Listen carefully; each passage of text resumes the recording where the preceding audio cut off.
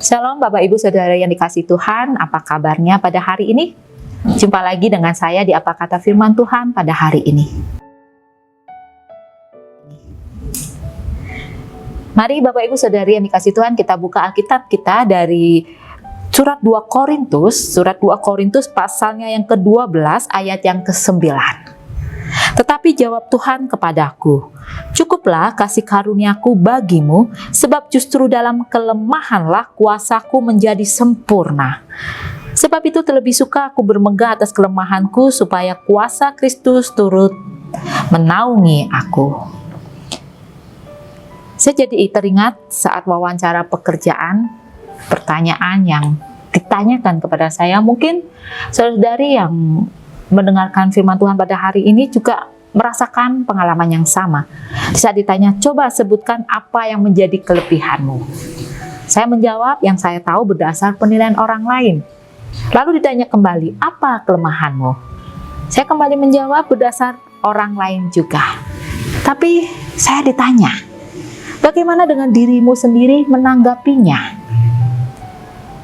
Bagi kita yang pernah wawancara pekerjaan, mungkin tidak asing dengan pertanyaan ini. Tidak sedikit juga yang menawarkan teknik menghadapi pertanyaan-pertanyaan seputar kelebihan dan kelemahan kita.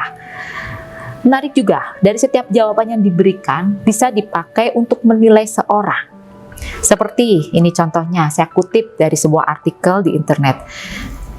Seorang ditanya, apa kelemahanmu?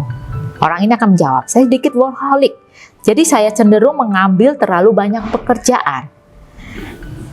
Jawaban-jawaban yang diberikan walaupun untuk menyampaikan kelemahan, tetapi seringkali jawaban yang diberikan cenderung menunjukkan yang menjadi kelemahan itu bisa menjadi kekuatan dan dipakai oleh perusahaan yang sedang mewawancara kita. Sehingga kelemahan ini seringkali dinilai dipoles untuk menjadi sebuah kekuatan. Dipoles bukan lagi menjadi kelemahan yang disadari, yang diakui betul menjadi kelemahan bagi seseorang. Yang intinya, jawaban itu tidak akan pernah menunjukkan murni kelemahan diri dari seseorang.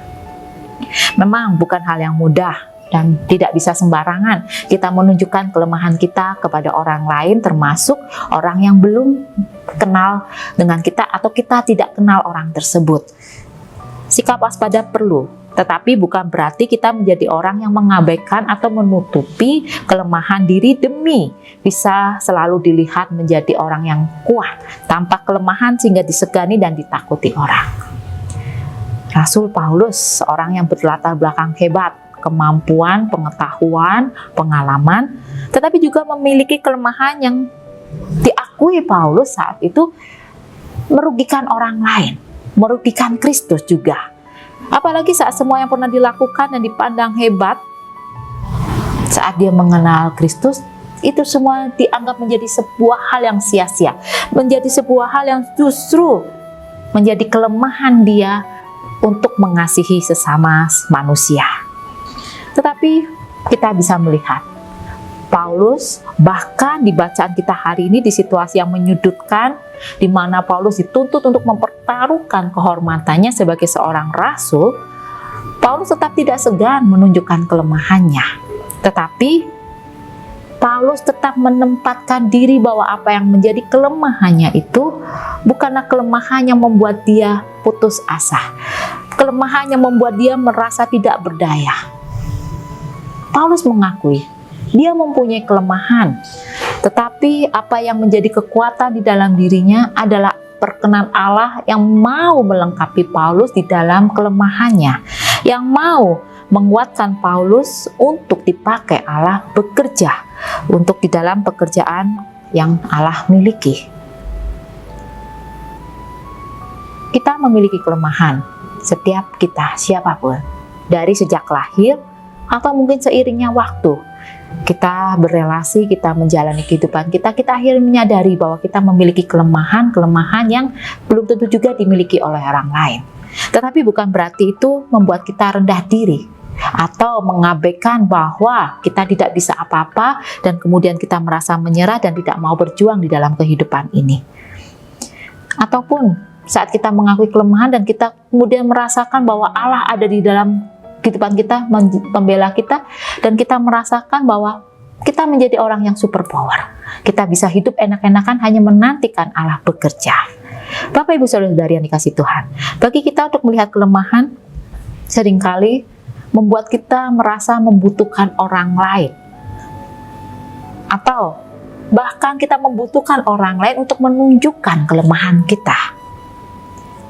Itu pun bagi sebagian kita belum tentu bisa mudah kita langsung mengakui itu kelemahan kita. Seringkali kita merasakan rendah diri saat kita ditunjukkan kita punya kelemahan oleh orang lain, bahkan oleh orang terdekat kita sendiri. Jemaat yang dikasihi Tuhan, Bapak Ibu Saudara-saudari yang dikasihi Tuhan, masa lalu dan lingkungan membentuk pribadi kita. Seringkali membuat seorang merasa tidak masalah dengan kelemahan yang dimilikinya. Padahal seringkali kita mendengar apa yang menjadi kelemahan kita membuat orang yang terdekat dengan kita terluka dan mengalami kepahitan. Hari ini Tuhan mengajak kita untuk duduk bersama dengan Tuhan. Tidak perlu rendah diri di hadapan Tuhan.